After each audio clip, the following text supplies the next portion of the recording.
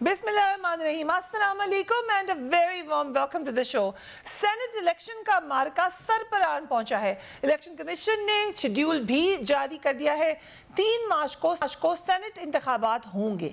सिर्फ 19 रोज बाकी हैं, मगर लगता है कि 19 रोज बहुत ही टेंशन पैक्ड होंगे। अभी तक ये फैसला नहीं हो सका है कि इंतखाबात खुफिया रायदही से होंगे या ओपन बैलेट से। हुकूमत हर कीमत पर यह इलेक्शन ओपन बैलेट से ही करवाना चाहती है। हुकूमत ये भी कह दी है कि एक ही दफ़ा ख़त्म कर दिया जाए करप्शन के तरीक़ेकार को। ये मामला अब सुप्रीम कोर्ट में है, जिसकी राय के बाद ये फैसला हो सकेगा। मगर हुकूमत ने अपनी तरफ से जो कहा जाता है नो स्टोन लेफ्ट अनटर्न्ड, वो वाली सिचुएशन ज़रूर कर ली है।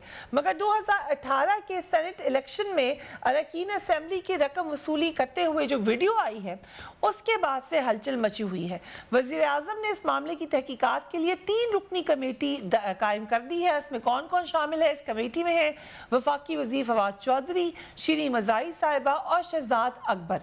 कमेटी तमाम आईनी और कानूनी पहलुओं का जायजा लेकर अपनी सिफारिशात देगी। इस वीडियो के हवाले से हमारे प्रोग्राम में तहरीक इंसाफ के साबिक रुकन असेंबली अब्दुल्ला मयार ने इल्ज़ाम लगाया कि साबिक वज़ीर आला परवेज़ खटक साहब जो हैं, उनकी मर्जी से या उनके कहने पर ये रकूम दी गई थी और इस मामले में वो बाकायदा मुलव्विस थे। परवेज़ खटक साहब ने आज इस इल्ज़ाम की तरदीद की है। कैसे की है? Let's watch him. मजे की बात है कि वोट भी हमारे बिके, 17 वोट हमारे बिके, हमने उनको पार्टी से निकाला और उबैदुल्ला मयार कहता है कि हमने उसको पैसे दिए। तो अगर मैं उनको पैसे देता तो वोट कहीं और कैसे? मैंने कभी नहीं कहा, ना मैं कहूँगा, क्योंकि हमारे अपने पीटीआई के वोटर्स थे। तो मैंने कभी नहीं कहा हम बिके, और ना वो स्पीकर हाउस है, टोटल झूठ है। इस्लामाबाद में घर है, जब चाहे हम आपको बता देंगे। मैं बिल्कुल मौजूद नहीं था वहाँ। उनका पार्लिमानी लीडर मोहम्मद अली MPA, वो मोहम्मद अली शाह वहाँ मौजूद थे, वो आइडेंटिफाई कर रहे थे और उनके थ्रू सारा मामला हुआ था। हम इस बात पे मजीद बात करते हैं, लेकिन आई वेलकम यू फिरदौस शमीम नकवी साहब। कमेटी बना दी, मगर क्या कमेटीज ही हम बनाते रहेंगे या जो तहकीकात होंगी उनके ऊपर अमल भी होगा? पहले चीज़ तमाम नाजरीन को मसला ये है कि जैसे आपने अपने इंट्रो में कहा कि Pakistan Tehreek Insaf has left no stone unturned, कि हमने हर मुमकिन कोशिश कर ली है कि ये आइडेंटिफाइबल बैलेट के ज़रिए हो। एक कोशिश रह गई है, मैं समझता हूँ वो भी वज़ीर आज़म इमरान खान साहब को ऐलान कर देना चाहिए कि पाकिस्तान तहरीक इंसाफ किसी ख़रीद व फ़रोख्त का हिस्सा नहीं बनेगी। बहैस जमात ना हम पंजाब में करेंगे, न सिंध में करेंगे, न KP में करेंगे। जो हमारे वोट्स हैं उसकी बुनियाद के ऊपर हम इलेक्शन जीतने की कोशिश करेंगे, जो हमारे वोट्स हैं और हमारे एलाइज के वोट हैं। हम न PMLN के किसी ये को। क्यों आपके ख्याल से जरूरत है इस ऐलान की? जी मेरे ख्याल से देखिए, ऐलान करने की क्या आपको अपने मेंबर्स के ऊपर शक है? नहीं, हमारी इंटेंट क्या है? हमारी इंटेंट ये है कि सियासत में से करप्शन ख़त्म हो जाए। अगर ख़रीदार नहीं होगा तो बिकने वाला नहीं होगा ना। तो जहाँ हम बिकने वालों के ख़िलाफ़ तो एक्शन ले रहे हैं, हम एज अ पार्टी ख़रीदार के हैसियत पे ये कह सकते हैं कि हम किसी का वोट ख़रीदने को भी तैयार नहीं है। बस ये एक पॉजिटिव स्टेटमेंट हमारी तरफ से है, जो कि इंशाल्लाह मैं समझता हूँ कि ये भी आएगा। बाकी इंडिपेंडेंट कैंडिडेट्स खड़े हों, कोई हो वो लेना चाहे ले, लेकिन PTI के नॉमिनेटेड कैंडिडेट्स को इजाज़त नहीं होनी चाहिए कि वो किसी मेंबर को किसी और जमात के अप्रोच करें टू बाय देयर वोट्स। ठीक है, इसकी भी जरूरत है। सलान की ये बात कह रहे हैं फिरदौस शमीम नकवी साहब। 2018 के सेनेट इलेक्शन में वोटों की खरीदो फरोख्त के हवाले से बहुत सी इतलात उस वक्त भी आई थी, सामने आ गई। पंजाब में चौरी सरवर की कामयाबी पर सवालात उठे थे। तहरीक इंसाफ के 35 अरकान थे, मगर उन्हें 44 वोट मिले। इसी तरह KPK में पीपल्स पार्टी के सेनेटर बहरमान तंगी और रुबीना खालिद की कामयाबी पर शकूक का इजहार इसलिए किया गया था कि जितने वोट होने चाहिए थे उससे ज्यादा निकल आए थे। तहरीक इंसाफ ने अपने 20 अरकान सूबाई असेंबली जो थे उनको पार्टी से निकाल दिया था, जबकि बिलावल भुट्टो ने 2018 के सेनेट इलेक्शन में वोटों को खरीदने पर मियां नवाज शरीफ पर इल्जाम लगाया था। Let's watch Bilawal Bhutto. नवाज शरीफ साहब हॉर्स ट्रेडिंग का उस्ताद है, हम उनके मुकाबला तो बिल्कुल नहीं कर सकते हैं। पाकिस्तान पीपल्स पार्टी का पूरा कोशिश है कि हम सेनेट में अच्छा परफॉर्मेंस करें। नवाज शरीफ ने एक मीटिंग नहीं बुलाया। Nawaz Sharif is not interested in strengthening democracy. Nawaz Sharif is not interested in strengthening judiciary. Hina Parvez Bhatt साहबा, thank you so much for being on the programme. Bilawal Bhutto साहब के कमेंट्स पे क्या कहेंगी आप? Thank you Fariha. पहले मैंने जो फिरदौस शमीम नकवी साहब ने कोई बातें की हैं मैं उन पे हाईलाइट करूंगी और फिर मैं बिलावल साहब की बात पे भी आंसर करूंगी। पहली बात यह कि इमरान खान साहब का आज आपने देखा होगा इंटरव्यू, उन्होंने कहा कि जो मेंबर्स होते हैं जो अपना वोट बेचते हैं वो पार्टी हेड्स को पैसे देते हैं। तो बिल्कुल जो 20 मेंबर इनके बिके थे 2018 के इलेक्शन में, तो इमरान खान साहब बताएं कि पैसे इमरान खान साहब ने लिए थे उनके। पहला तो क्वेश्चन ये है। दूसरी बात, आपको पता है कि आपने भी 2018 की इमरान खान साहब की वीडियोस देखी होंगी जिसमें उन्होंने कहा कि मेरे पास एविडेंस है वीडियोस का जिसमें ये अरकान जो हैं वो पैसे ले रहे थे, ठीक है। लेकिन कल उनका एक इंटरव्यू आया जिसमें उन्होंने कहा मैंने तो वीडियो देखी ही नहीं, और आज उनकी एक स्टेटमेंट आई कि मेरी जो कमेटी थी, इंक्वायरी कमेटी थी पीटीआई की, उनके पास वीडियो है। अब आप बताएं कि ये 3 मुख्तलिफ बयान हैं। 2018 में वो अपने जलसे पे कह रहे हैं कि मैंने वीडियोस देखी हैं, ये अरकान पैसे ले रहे थे।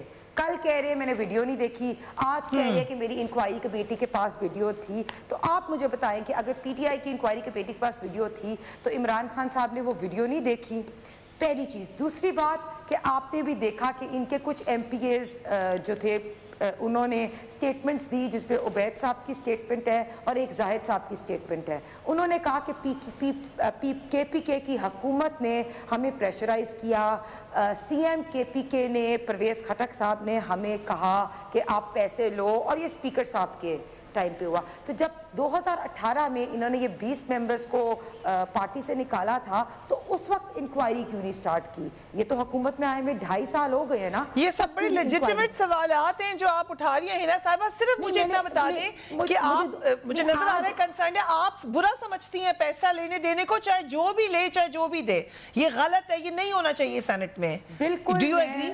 मैं बिल्कुल ये समझती हूँ कि देखिए हम लोग जो है, देखिए आइन में अभी तरमीम की जो भी बात हो रही है वो आ रही है, ये हम लोग एज एमपीए नहीं, लेकिन साहब ने सच बता दिया। आप बुरा समझती हैं, कोई भी नहीं अच्छा समझेगा इसको, कोई भी नहीं। बिल्कुल आप एथिकल इंसान हैं, आप बिल्कुल भी इसको अच्छा नहीं समझेंगी। तो जब चले जो भी हुआ माजी में 2018 में क्यों नहीं दिखाई वीडियो, ये भी सवाल उठा लेते हैं, सब उठा लेते हैं।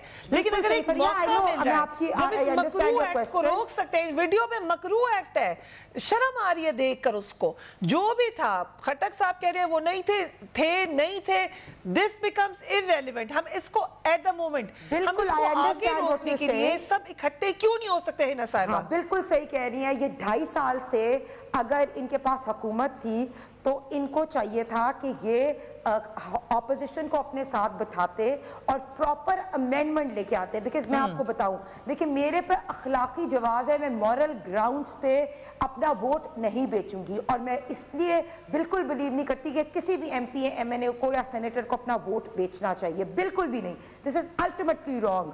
लेकिन इसमें आईनी तरमीम की जरूरत है। मैं आपको ये बताती हूँ कि पीटीआई इस वक्त इखलाकियात की बात करती है, भी किसी को नहीं है। हर पार्टी में कुछ ऐसे लोग होते हैं जिन पर किसी को शक नहीं होता, लीडरशिप को भी नहीं होता, बाहर के लोगों को भी नहीं। कर रही हूँ, मुझे पहले अपना फर्स्ट क्वेश्चन आंसर करने दे, मैं आपका सेकंड क्वेश्चन लूंगी।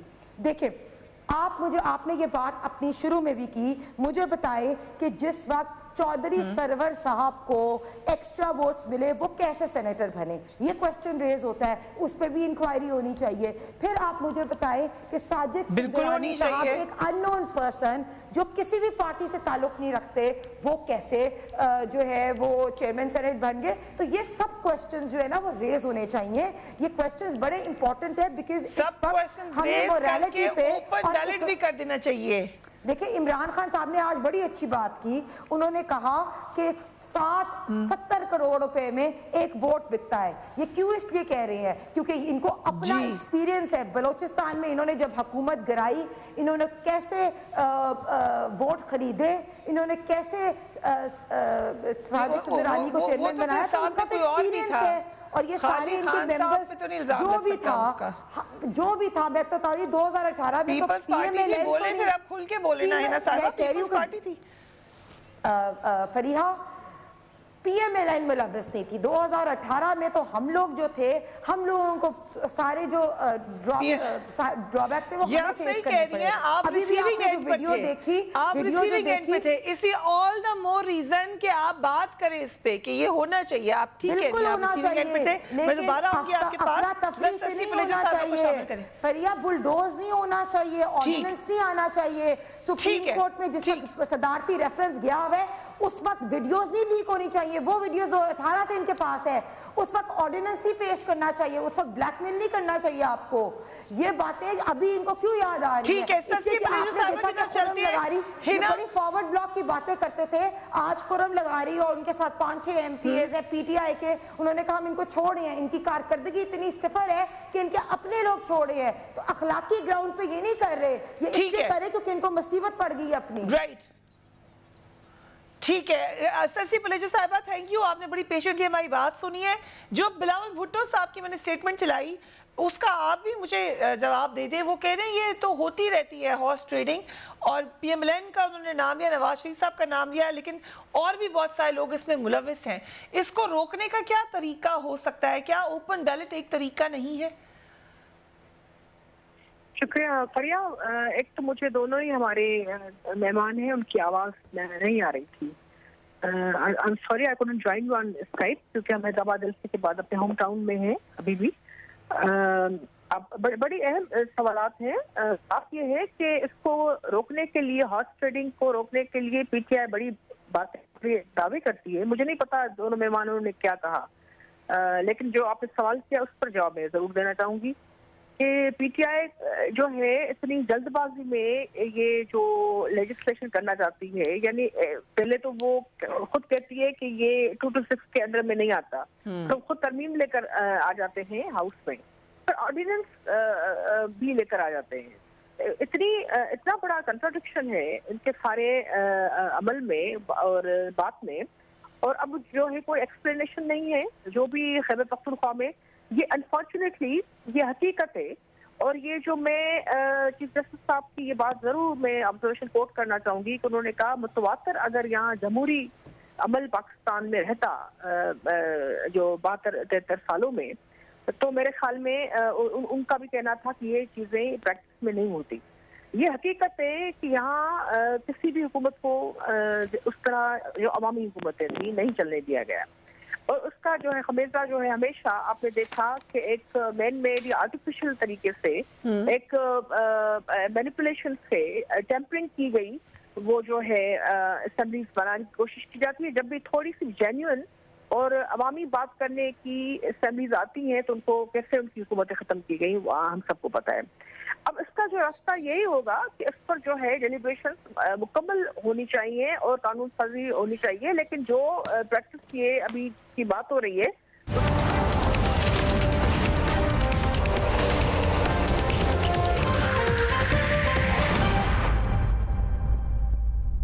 And welcome back. ऑपोजिशन जो माजी में ओपन बैलेट के हक में थी वो अब उसकी सख्त मुखालफत कर रही है। अगस्त 2019 में ऑपोजिशन चेयरमैन सेनेट सादिक सिंजरानी के खिलाफ जब तहरीक एतमाद लेकर आई थी उसके हक में भी 64 अरकान ने उस साथ दिया, मगर जब वोटिंग हुई, यानी पहले इतने ने साथ दिया मगर जब वोटिंग हुई तो सिर्फ 50 वोट मिल सके और यूं ये तहरीक एतमाद जो थी वो नाकाम हो गई थी। इस पर पीपल्स पार्टी ने तहफ़्फ़ुज़ात तहकीकात के लिए एक कमेटी भी कायम की थी और उस वक्त भी बिलावल भुट्टो ने ओपन बैलेट पर हुकूमत का साथ देने का कहा था। रिमाइंडर है, let's watch Bilawal Bhutto. Okay, as far as the secret ballot is concerned, the Pakistan People's Party intends to bring reforms and hopes that not only our opposition allies, but also the government, who has previously stated they are in support of such reforms, would support us in this effort as far as the Senate elections is concerned. मगर हम अपना investigation भी fact finding committee कर रहे हैं जो इन सब चीज़ों को देखेंगे। जब मेरा fact finding committee अब का काम मुकम्मल हो जाएगा तो इंशाल्लाह तब तक सबका जो हर सेनेटर का हर सबका राय जमा करके हमें कुछ बेहतर पता चलेगा। सरसी पलेजो साहिबा, उस वक्त वो फैक्ट फाइंडिंग किधर गई? क्या आपने तहकीकात निकाली? कौन से मेंबर्स को निकाला? क्या कोई एक्शन लिया? और उस वक्त आप कह रहे थे हम सेनेट में साथ देंगे गवर्नमेंट का अगर ओपन बैलेट हो। आज आप कुछ और कह रहे हैं, क्या वजह है इसकी?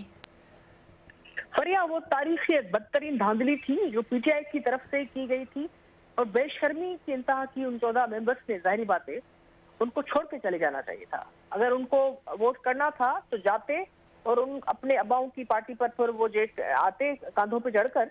और ये पूरी पार्लियामेंट पे, ये किसी पार्टी पर नहीं, ये पूरी पाकिस्तान पर धब्बा लगाइए और उसको अभी तक जो है सब धोने की कोशिश कर रहे हैं। सो इस सारे धब्बे का कसूर पीटीआई को है तो है आपके बकौल, लेकिन पीटीआई कह रही है कि इसको रोकते हैं तो आप साथ नहीं दे रहे उनका। फरिया 2016 में भी कमेटी ऑफ द होल ने बैठकर काफी डेलिब्रेशंस उसमें हैं, one can go through the report. उसमें भी मुख्तलिफ आरा आई थी, लेकिन उसमें काफी ये चीजें ज़हर बहस आई थी कि ओपन वोट होना चाहिए या बात ये नहीं है कि ये होना चाहिए नहीं होना चाहिए या उसमें नहीं, यही बात है होना चाहिए कि नहीं होना चाहिए। आपका क्या मौक़िफ़ है? फरिया एक सेकंड।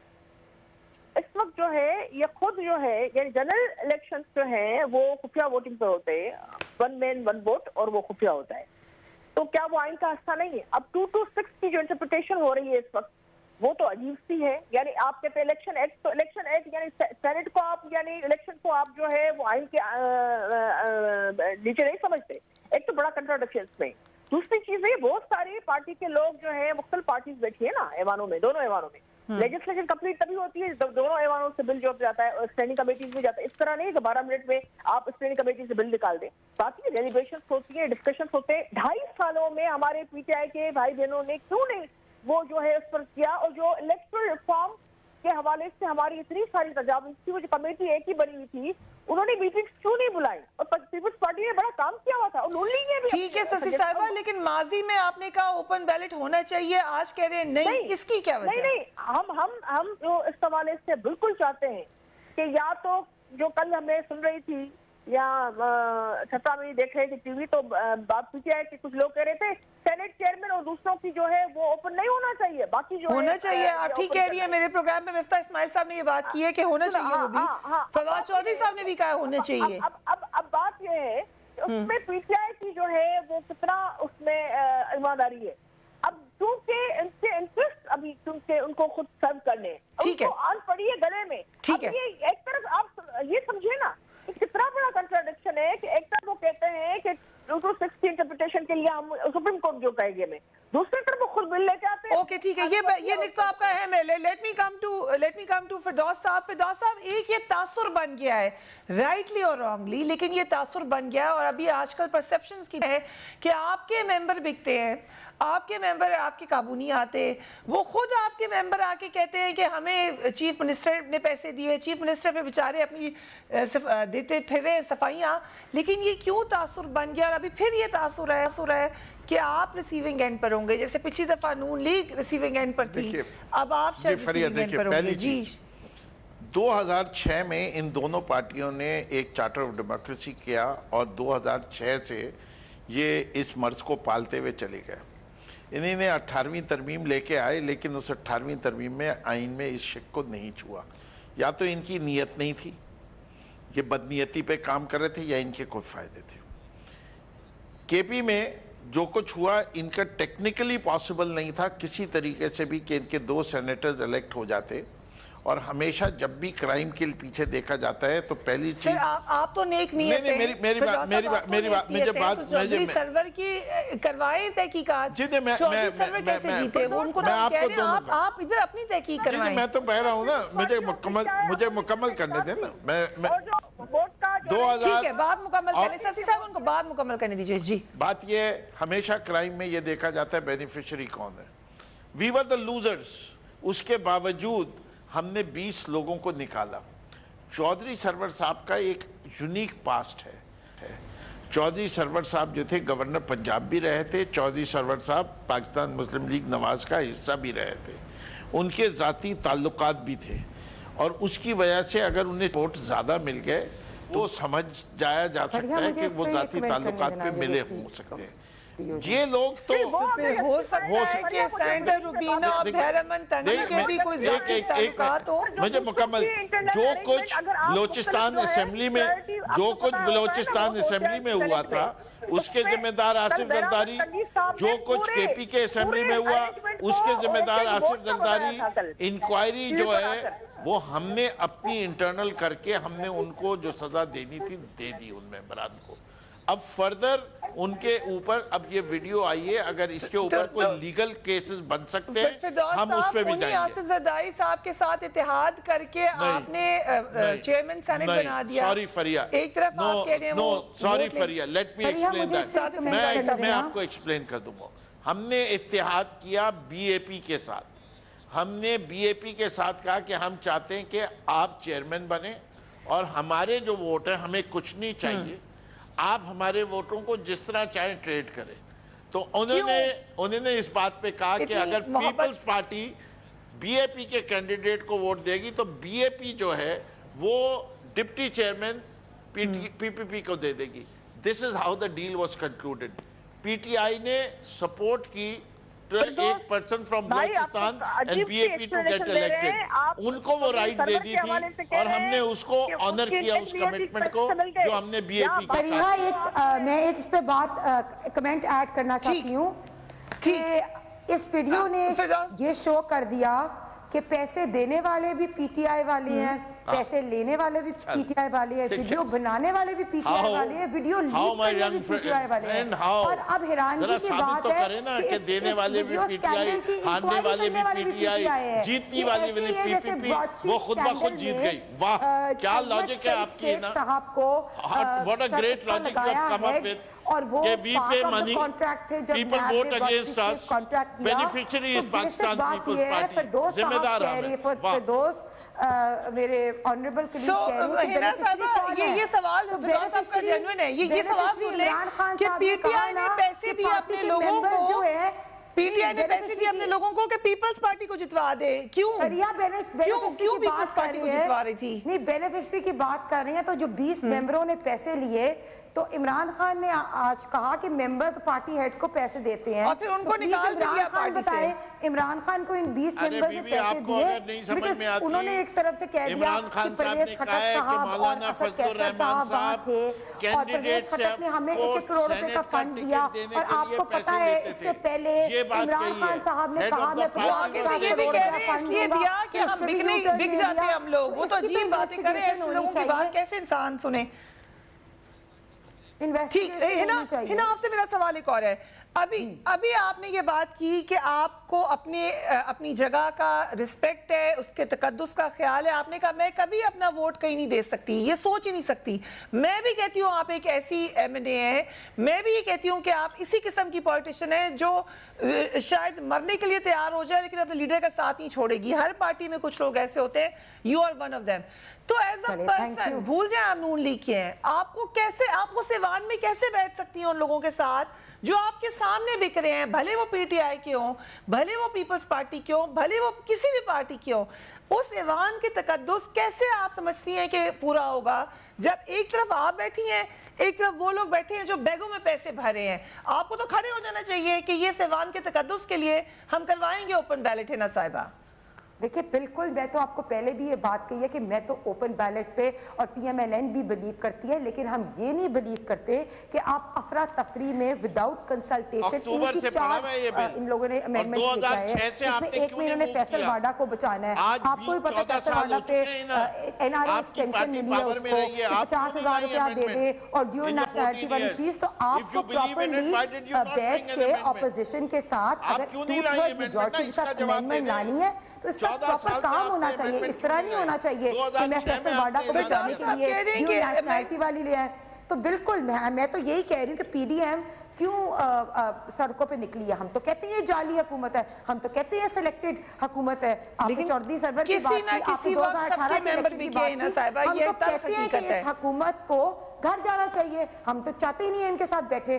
तो इसीलिए तो मियां नवाज शरीफ साहब हमेशा से यही कहते हैं कि हम इन हाउस चेंज में बिलीव नहीं करते। हम तो पंजाब में इन हाउस चेंज में बिलीव नहीं करते। हम तो कहते हैं इलेक्शंस दोबारा होने चाहिए। इन चोरों के साथ हमने बैठना ही नहीं है।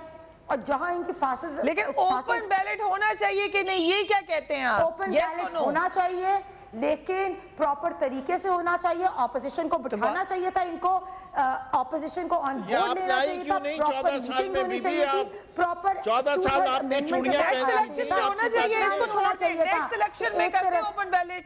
इंशाल्लाह नेक्स्ट इलेक्शन में हमारी हुकूमत होगी, नेक्स्ट इलेक्शन में हम आपको ओपन बैलेट ही करेंगे, आप देख लेना इंशाल्लाह। अगली दफा पीएमएलएन की हुकूमत होगी, ओपन बैलेट ही होएगा। हम इनको साथ बिठा के उस वक्त अमेंडमेंट से पास कराएंगे। Very good. हम एक ब्रेक लेते हैं and we back.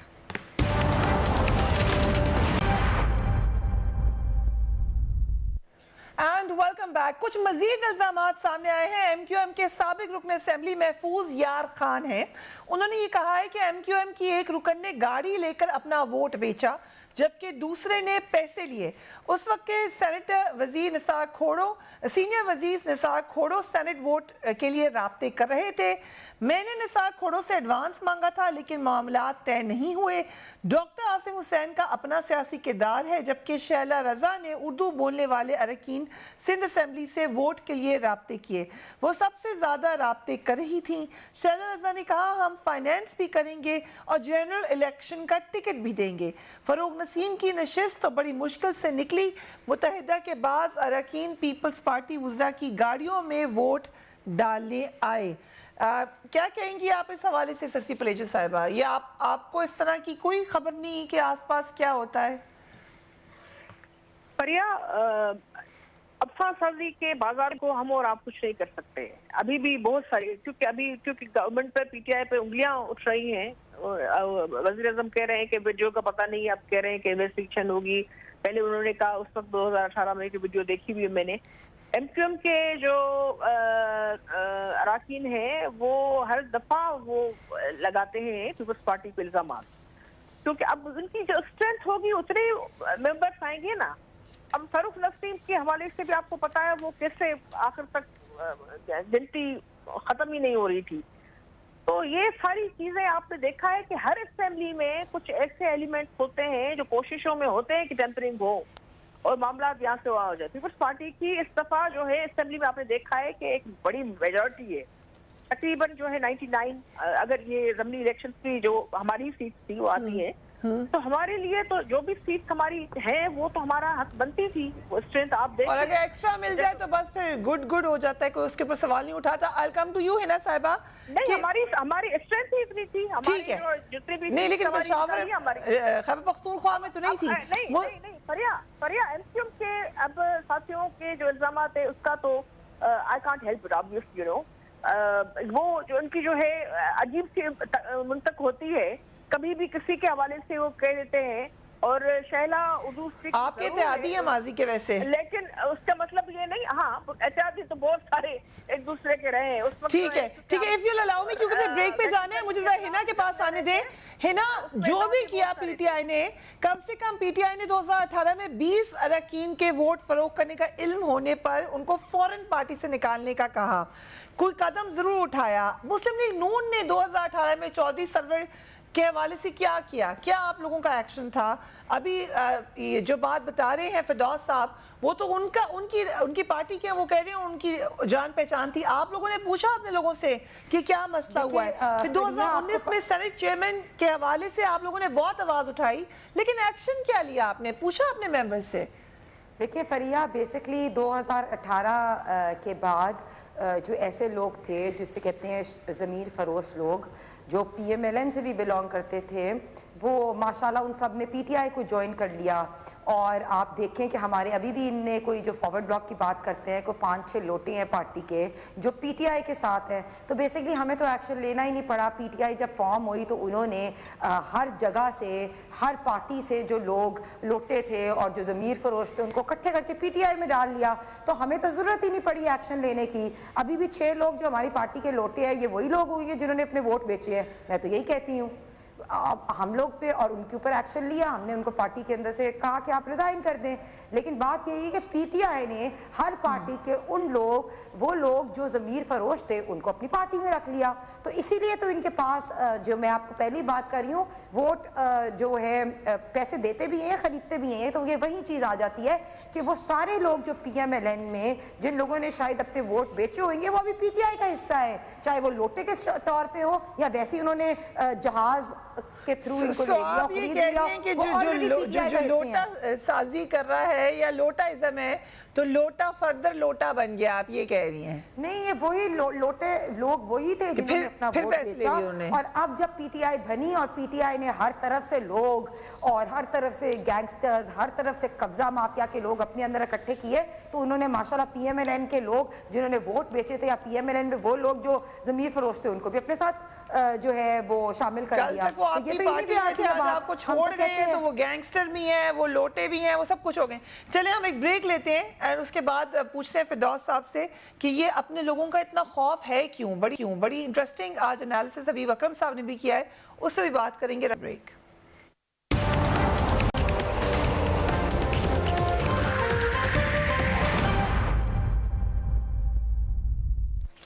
And welcome back. Firdous साहब, ये सहाफ़ी हबीब अकरम साहब ने अपने कॉलम में आज लिखा है कि गवर्नर हाउस लाहौर के वसी लॉन में बैठे वजीर आजम के एक मामले खुसूसी से पूछा, आखिर हुकूमत को सेनेट इलेक्शन में खुले वोट के तरीके पर इसरार है क्यों?